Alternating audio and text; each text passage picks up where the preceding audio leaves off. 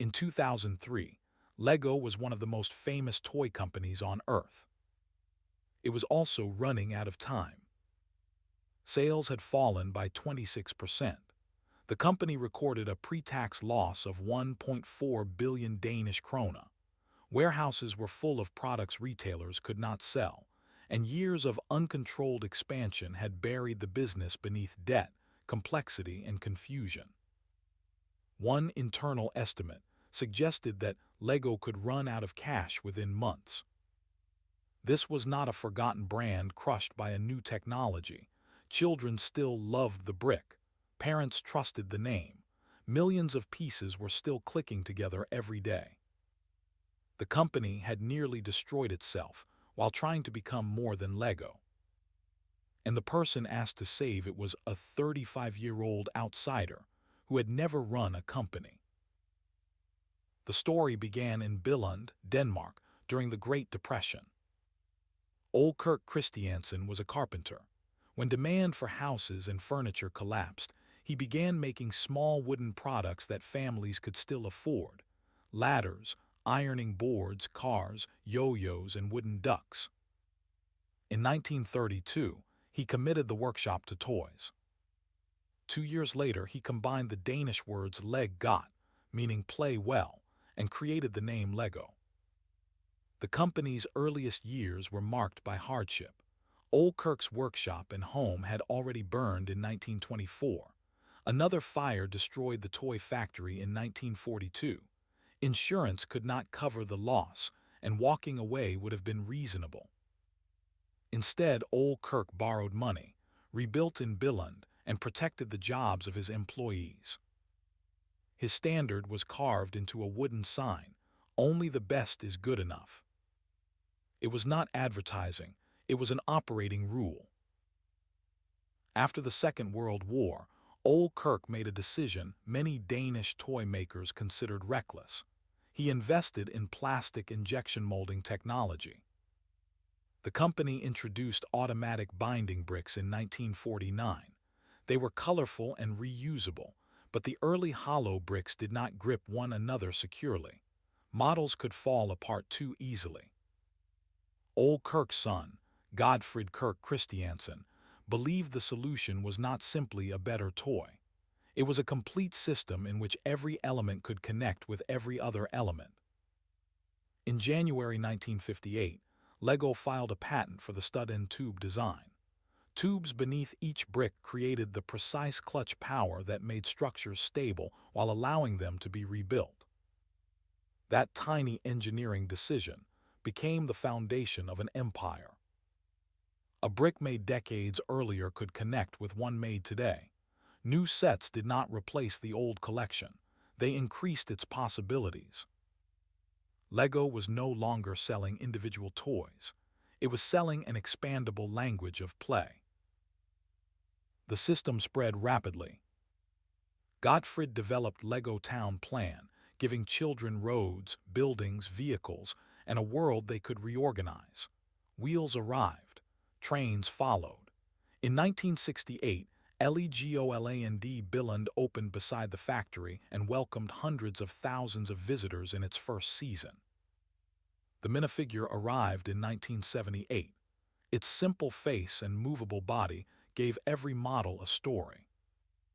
1 year later, Godfred's son Kjeld Kirk Christiansen became chief executive. Under the third generation, Lego expanded into themes such as space, castle, pirates, and Technic. For decades, the logic was beautifully consistent: invent new worlds, but keep the brick at the center. By the early 1990s, however, the toy industry was changing. Video games were taking more of children's attention. Competitors could produce similar bricks after key patents expired. Retailers grew larger and demanded faster innovation. Lego decided that protecting the company meant expanding far beyond the system that had created it. During the late 1990s, Lego launched more products, more themes, and more experiments than its organization could manage. The company moved into clothing, watches, publishing, software, television, learning centers, and additional theme parks. Designers introduced thousands of new components, many of which required unique molds, colors, and production processes. The number of active elements multiplied. Manufacturing became slower and more expensive. Sets could appear successful on store shelves while quietly losing money because nobody fully understood their true production cost. Lego also chased novelty. Some products moved so far from the classic construction system that consumers struggled to recognize what made them Lego. There were important successes. The 1999 Star Wars partnership proved that licensed stories could bring new energy to the brick. Billund, launched in 2001, created an original universe that combined construction, characters, and serialized storytelling. But success hit a deeper problem. The company was growing its catalog faster than its ability to choose what mattered. Lego had confused more innovation with better innovation. Then the weaknesses reached the financial statements. In 2003, net sales fell from 11.4 billion to 8.4 billion Danish krone. Sales of play materials dropped 29%. The United States fell roughly 35%, while Asian markets declined 28%. Movie-linked products were hit especially hard in a year without new releases from major franchises. Retailers were left with excess inventory from the previous Christmas. Discounts increased. Cash disappeared. The company's own annual report called the growth strategy unsuccessful. The crisis was bigger than one disappointing product line. Lego owned theme parks, factories, software operations, and a catalog so complex that management lacked a reliable picture of which products created value. Kjeld Kirk Christiansen had spent decades building the family company. Now he faced the decision that family businesses fear most. He had to hand operational control to someone outside the family. Jørgen Vig Knudstorp joined Lego in 2001 after working as a consultant. In 2004, at 35, he became the first chief executive from outside the founding family. He did not begin with a grand creative vision. He began with cash. Lego reduced activities, cut costs, cleared inventory, and imposed financial discipline. The company sold a majority stake in the Legoland parks and disposed of businesses that distracted from its core. Product development became more accountable. Designers were given clearer limits on new colors, pieces, and molds. Knudstorp's team asked a brutally simple question: what does Lego do better than anyone else? The answer was not clothing, theme park management, or electronic gadgets. It was the system of play built around the brick. The turnaround did not mean ending creativity. It meant creating inside boundaries the company could understand, manufacture, and profitably sell. Lego also changed its relationship with its most committed customers. For years, adult fans had modified sets, designed complex models, and shared ideas in communities that existed beyond the company's control. Instead of treating them as an unusual fringe, Lego began listening to them.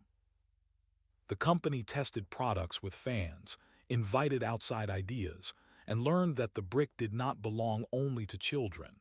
It could be engineering, architecture, art, nostalgia, and serious collecting. Existing strengths were rebuilt with greater discipline. Lego Star Wars became a long-term pillar rather than a short-lived movie promotion. Lego City and Technic were renewed. Billund demonstrated the power of an original story linked directly to construction. Digital experiences were increasingly used to strengthen physical play instead of replacing it. The strategy was no longer to place the Lego logo on every possible business.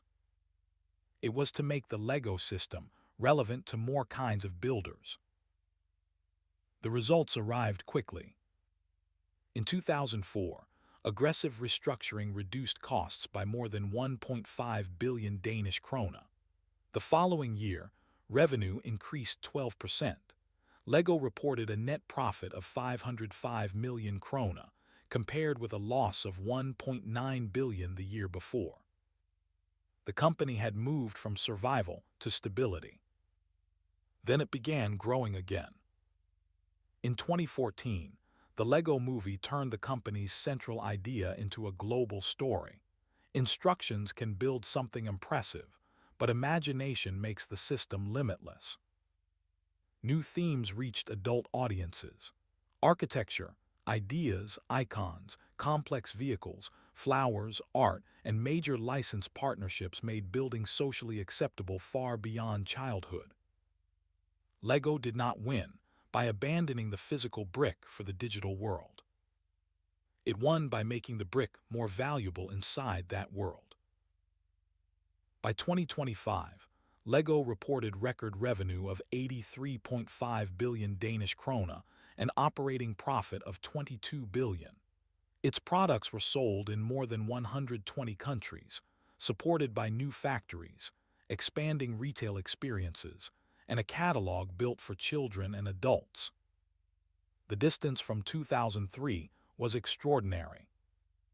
But the real lesson is not simply that Lego returned to its roots. Companies often repeat that phrase as if the past contains an easy answer. Lego did something more difficult.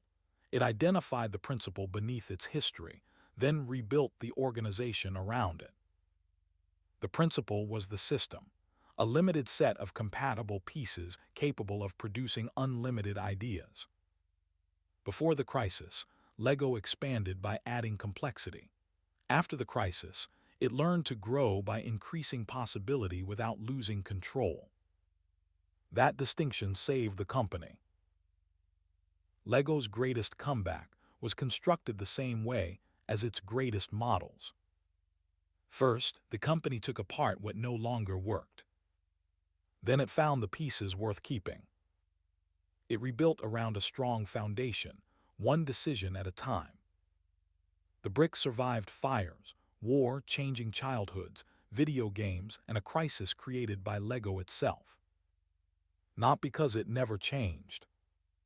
Because the company finally understood what must never be lost when everything else changes. If stories like this help you see familiar companies differently, subscribe to Chronos AI. We tell the hidden history of the businesses that built the modern world and the decisions that changed them forever.